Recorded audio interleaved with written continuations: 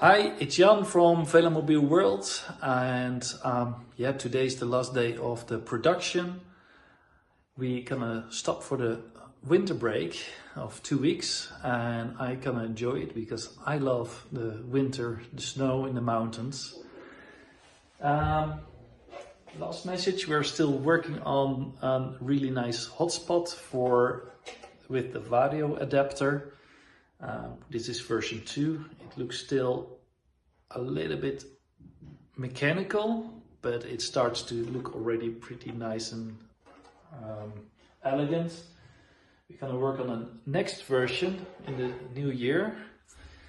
And I really hope that you all guys have a great celebrations and a happy new year, and see you in January. Bye bye.